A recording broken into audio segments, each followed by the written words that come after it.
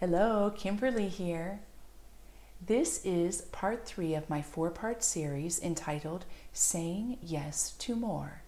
4 videos wholly devoted to you living your inspired life, to you living a life of greater freedom, greater connection, joy, peace, wisdom, and all of the deep desires that you long to have fulfilled. In video 1, I addressed what it means to say yes to inspiration and what inspiration is all about. And in it, I talked about some challenges and solutions. In video 2, I talked about staying in your yes and what it means, some of the challenges, opportunities, some practices that you can easily put into place. In this video, I want to continue the conversation and roll out the red carpet for you. Yes, you. You know what the red carpet is, right? You're familiar with the Grammys and the Academy Awards. But did you know that this red carpet goes all the way back to the BC era? In fact, dignitaries walked on red carpets in the Orient and in Europe. Now, in the United States, our earliest occurrence that we have in history that we know of was in 1821 when a carpet was rolled out for President Monroe. And in 1902, the New York Railroad did something pretty amazing. They had created a 20th century limited passenger train. And as the passengers were getting on, they stepped on red carpets. We think this is where the phrase red carpet treatment came from. This is my position to you. But what does it mean? I want to refer back to the earliest note we have written in history. It comes from a play, a tragedy that was written in 487 BC, and the name is Agamemnon. Now, Agamemnon had been away in a huge battle, and he was victorious in the conquest. Well, when he came home, his wife, who by the way was cheating on him, hence the tragedy, wanted to honor him by putting out a crimson carpet. Let me read the passage because this will unlock what I'm hoping for you. She says to Agamemnon before he steps down, "Now, my beloved, step down from your chariot, and let not your foot, my lord, touch the earth. Servants, let there be spread before the house he never expected to see, where justice leads him in, a crimson path." Agamemnon, knowing that only gods walk on such luxury, responds with trepidation. "I am a mortal, a man. I cannot trample upon these tinted splendors without fear thrown in my path."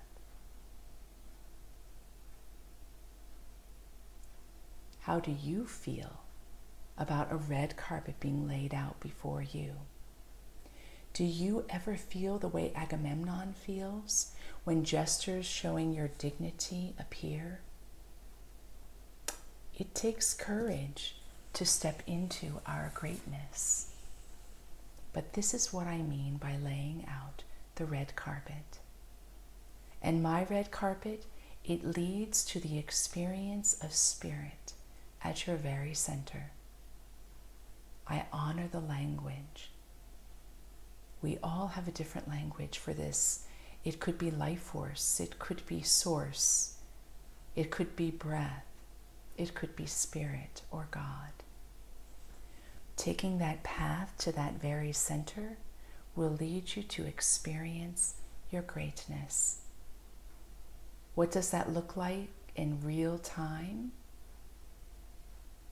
If you have a stressful relationship with someone, it is you accessing your inspiration to navigate the conversation and bring about harmony. It is you, when you feel doubt, finding that you have the courage and the confidence and the belief to jump into the unknown instead of giving way to the doubt. Saying yes to an inspired life is saying yes to a process. Now, I recapped that in the first video, I talk about the saying yes to the inspiration. If you haven't had a chance to watch it, you will find it very helpful, I hope. I talk about the nature of inspiration, how to stay inspired, the challenge of not knowing ourselves, the need to dismantle the idea that the process is necessarily painful. In video 2, I talk about staying in your yes, and again throw out 3 challenges. The first is the reality that storms arise from within and without. And I offer some solutions that can keep you in your inspiration instead of getting lost or shaken in the storm. I throw out 2 perspectives. The first is the misconception that to be strong is to be rigid and unflinching, when to be strong is actually to be flexible. And the idea that you will be alone if you really give yourself over. Now, it is true, life changes, and this journey is very solitary. But you do not have to do it alone, and that's what this video is about. We can have companionship upon our journey. When I was thinking about this video, can you believe that a Christmas classic came back to me as a really good example for this? It is Santa Claus is Coming to Town. Do you remember it? It's Kris Kringle, played by Mickey Rooney, and Keenan Wynn plays the Winter Warlock. And the Winter Warlock never lets anyone pass, and he's very intimidating. And Kris was warned about him. Well, Kris encounters him because he needs to pass through the forest. What does he do? He gives the warlock a gift. And it was a gift that he had longed for. In fact, it moved him so much that all his icicles melted away. And Kris tells him that he can be good. But the Winter Warlock doesn't believe it. He says, in a very discouraging tone, "Someone as bad and despicable as me could not possibly be good. It's just too difficult to change." Now, Kris goes on in that classic Mickey Rooney voice, "Difficult? Difficult? Ah. Changing from bad to good is as easy as taking your first step." I still sing that song today. Do you remember it? Right after that, he goes into the musical. "Put one foot in front of the other, and soon you'll be walking across the floor. Put one foot in front of the other, and soon you'll be walking out the door." And the warlock believes him. I am here to tell you that the process is simple like that. I don't believe that there is only one method. In fact, we have so many mystics and authors and teachers that show us that there are many methods. But my life of formation as a Carmelite nun, as a minister, as someone who's genuinely a seeker along the path, has taught me that there are pointers, there are guideposts, there are ways that the process can be engaged. And I want to show you the value of engaging that process. In fact, unless you cut yourself off from yourself, you will be uncomfortable if you settle for anything less than this greatness. Speaking to it not only teaches us the value And interestingly, as human beings, we need to learn over and over again the value of saying yes to our inspired life. It also reveals the sophistication of the process. Why? So that respect can happen. I know that in my life, I have oftentimes taken myself for granted. I have so quickly judged myself and have learned that part of the sophistication of saying yes to my inspired life is learning to respect myself, to become trustworthy. This is what I would like to share with you by being a companion on your journey. Now, the Christmas classic goes on to show this, because after Kris Kringle sings that little jingle, the winter warlock begins to, in a very shaky way, pick up his feet and start imitating, taking one step after another. And he has these big curly shoes, if you remember. What does Kris do right when he does it? He locks arms with him and walks beside him. Incredible, isn't it? Powerful image of what our life is meant to be like.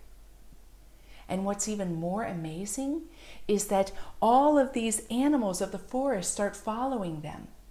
As you say yes to the inspiration of your life, this private yes, as it forms you to live and stay in that yes moment by moment, it effects change in the world.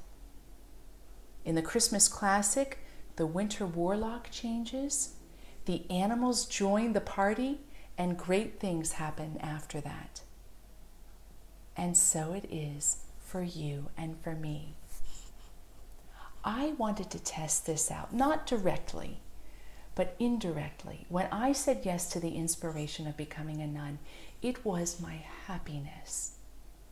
And I was going into a place where I would be living in silence. But I believed that being in my yes and living what my bliss was would ripple out and affect the rest of the world. And it happened. As nuns, our life was devoted to prayer and meditation and chant and living in community. And we experienced being a part of the miracle of many people's lives. I'll give you a small example. I'm not sure why this happened, but for a while we were receiving prayer requests for couples who wanted to have babies and who had been trying for a long time and were unsuccessful. Well, the first couple came to us. They came to one person who would meet them in the speak room, since we lived in silence, and they would give us a prayer request. And midday, we would offer a prayer for them. This first couple got pregnant within 9 days. A couple weeks after that, another couple came to us. We began saying prayers for them. This couple got pregnant within the month. And the couples kept rolling in. We had about 3 or 4 months where 9 or 10 different couples turned to us, and we prayed for them, and they became pregnant. The power of saying yes to our inspired life. And it may seem that that yes is hidden, but just like the example I shared, it ripples out to all the world. One of the challenges that can come into saying yes and staying in our yes can be the misconception of big. Because to live an inspired life is big. How many talks do we see online today where people are doing really big things, moving the world? And we can wonder, is that what that is? That as I say my yes to an inspired life, that it needs to effect in a really noticeable big way? It will effect in a big way. But the misconception is in the noticeable part. Big isn't about applause or affirmation or being noticed. Let me give you an example. When I was 19, I worked in a shelter in Santa Cruz. And we lived a community life. If you were going to be part of the help and assistance that we had, and we had resources, we could put our homeless residents through school, we could help them with medical needs, but you said yes to a community life. Part of that was that we would bring in speakers from time to time. And this example is one time when a speaker moved us all. We knew her, we knew of her, and she was someone that lived out of her van. She would travel around the world giving inspirational talks, and she was coming to us. Well, after dinner, we got the room ready, and many other people from the community showed up to hear the talk. In fact, the room was packed, and there was a quiet, hushed, whispering-like way everyone was talking as we were getting ready. The time came, and she walked into the room, and the room went into silence. She was radiant. She took us into her radiance. We drank in her words. She talked to us for about an hour about what it means to live an inspired life. And at the end of that talk, someone raised their hand, and they asked her, "What is your secret?" And she looked very simply, very plainly at them. She said, "I don't think junk thoughts, and I don't eat junk food. Period." Incredible. Her yes to being a guardian, a custodian of her heart and mind, and to keeping at bay anything that was junk and allowing in anything that was inspiration, moved us all. So much so that I'm recounting the story today, and that was over 30 years ago. In the second video, the one preceding this one, I talked about my private yes to building a monastery. It came from a very simple inspiration of desiring silence, and took me on an unknown path of building a 17,000 square foot monastery with no experience and very little resources. It opened me up to a level of relationship in the community that I had not anticipated as a Carmelite nun. It opened me up to a skill set that I had no idea I had, and the celebration of the skills of all those involved. This monastery, the not thinking junk thoughts, those are big. And it brings me back to you. What is big for you?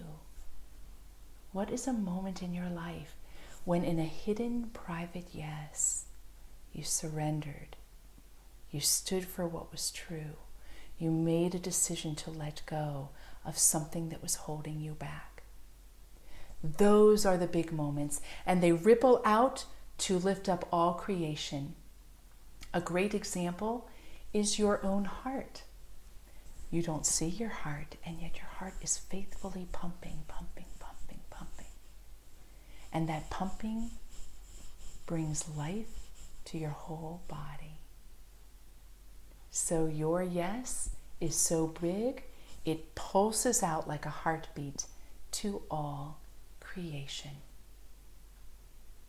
So part of saying yes to the inspiration is saying yes to the process. And I want to be a companion on that process. You're allowing me to here. In the next video, I'm going to speak about how I can roll out that red carpet for you. And again, it's not just about rolling out the red carpet, it's everything that goes into it.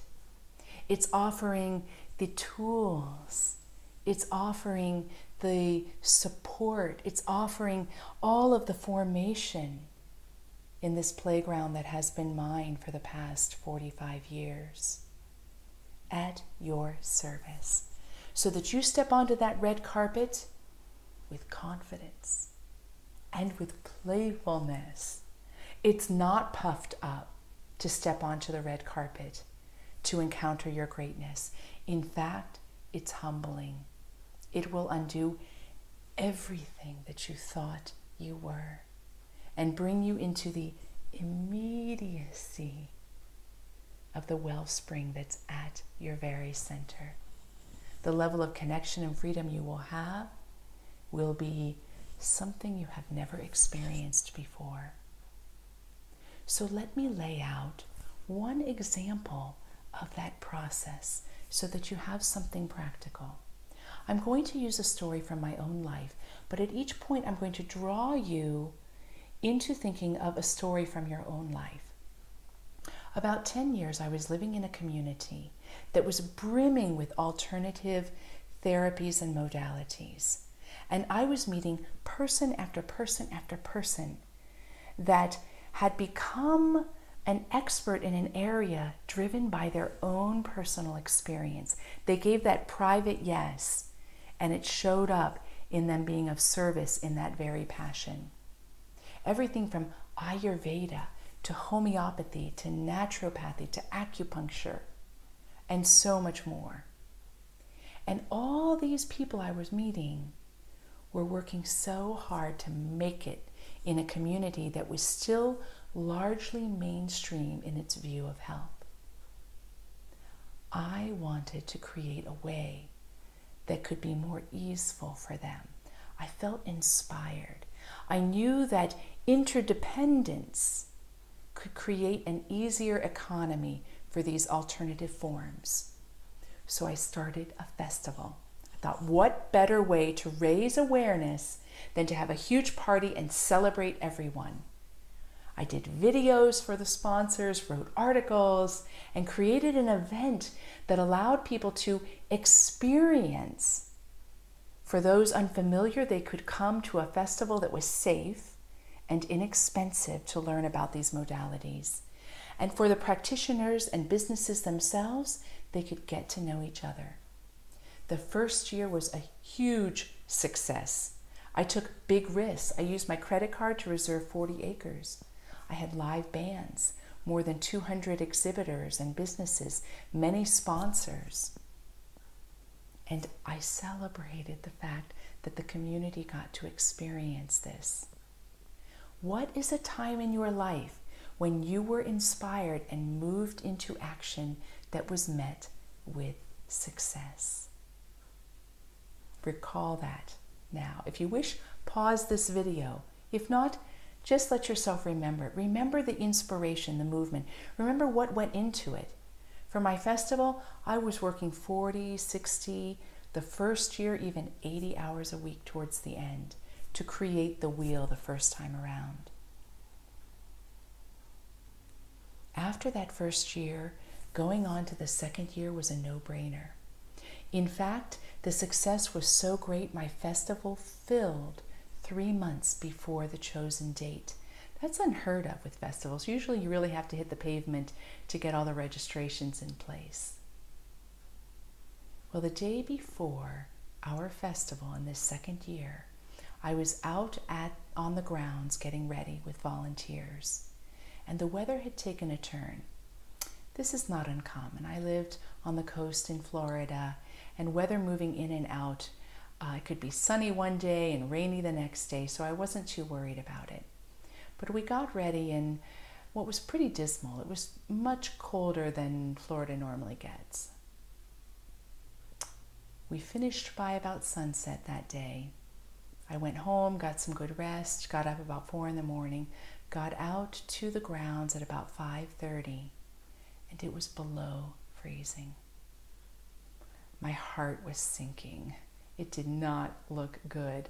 My volunteers started arriving by about 6, and by 6:30, it was snowing. It hadn't snowed in this part of Florida for 40 years. There was nothing I could do. It was an outdoor festival. I was there for the ride. And during the day, everyone showed up. Everyone drank hot chocolate. All the exhibitors, that is. We only had about 25 people at a festival that normally drew about 10,000 people attend. I lost an incredible amount of money. I lost a year's work, but even worse than those two pieces, I lost what had come together as a great gift for our community. And it took me to a dark place. Have you ever had that happen? You had an inspiration. The inspiration met with success. You continued along that path, and then something happened that met with failure. How did you feel? Did it crush you? Did it take you to a place of doubt? Did you wonder if the inspiration was real? I went to a dark place. I let the measure of the outcome be a gauge of the inspiration. And interestingly, the night after the festival, I had this dream of being on a little island right outside the festival. And all of nature had risen up in all its chaos and fury. But I was on this little island surrounded by angels. And I woke up that next morning, and can you believe the song I Am Woman was vibrating in my body? And it stayed vibrating in my body for 2 full weeks as I continued in this darkness. I was wondering, what is going on with my life? How can I say yes to inspiration and lose everything? What have you done when you have met with failure? And have you ever married the outcome with the inspiration? At a certain point, I was worn down by being in the darkness and grappling with it all, and I surrendered, and I let myself ask a new, fresh question. I said, why am I here? Not in a demanding, contracted way, like I wanted to shake the cosmos. I asked it in an open way, ready for a new answer. And this answer came. It comes from the Hebrew text in Jeremiah. Jeremiah is a prophet, and in the story, he had been thrown in a well 3 times because every time he prophesied, the people didn't like it. Well, after the 3rd time, he said, I will speak your name no more. Captured how I was feeling, the angst and the anger and the frustration. And then he's undone by it. He said, and then your fire arose in my heart, and I realized I could do nothing but speak. I was taken right into the very heart of the inspiration again when I surrendered my limited ideas around what it was supposed to look like. And wouldn't you know, the community rose up around me. So much so that the festival happened a 3rd year, and a 4th year, and a 5th year, until I sold it. Living big will take us on its own path. What was the time that you moved into darkness? And how did you come through the other side? What new insight did you have about yourself and your life?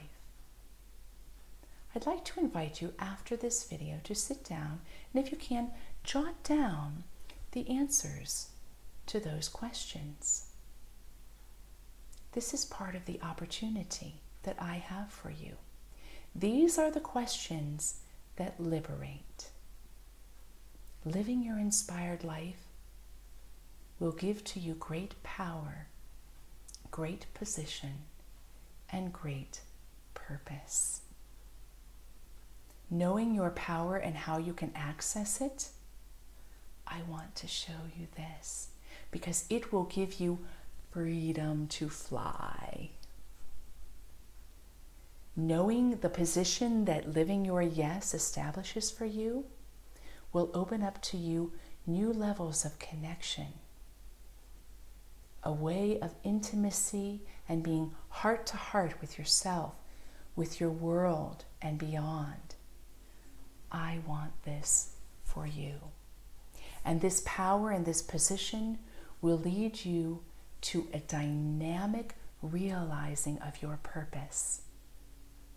We have a line of continuity in our life purpose, but how that plays out and how it shows up in the world, your path of that purpose is ever changing. It's dynamic. It's meant to be dynamic. I wish this for you. Together, let's discover anew that wellspring at your center. Let me with you celebrate and show you new ways to drink from it, finding its unceasing nature. Let me help you wrestle with, is it unceasing or is it not? Is it fleeting or can I depend on it? Let's discover together how you can depend on you. And being caught up in that way, I want you to have the consolation of your yes rippling out to all the world. This is true power. This is authentic position. This is liberating purpose. Your red carpet awaits. The lights are on. Humanity of all ages are gathered around that red carpet. Those who have gone before us, those who will come after us. And if you are like me, that experiences that there are many spiritual friends and beings in our life that aren't human like us, they too are standing by to support and to celebrate you. And I want to take your hand that you can step right onto that red carpet and do so from a place that is undaunted. So stay tuned. Join me for my next video, because in that video, I want to lay out to you the value of having a companion in that process and what my companionship can offer for you. I am simply a friend upon the journey, because I know that you do not need to take that journey alone. So join me for part 4 of my 4-part series of saying yes to your inspired life. Send me your comments, send me your questions, send me your hopes and desires. You can reach me at kimberly@kimberlybraun.com. Jump on my website, kimberlybraun.com. Jump on LinkedIn, Twitter, Facebook, link through my website. And let's get connected. I am here for you. Thank you. Thank you for showing up in your life. Looking forward to seeing you soon. Many blessings.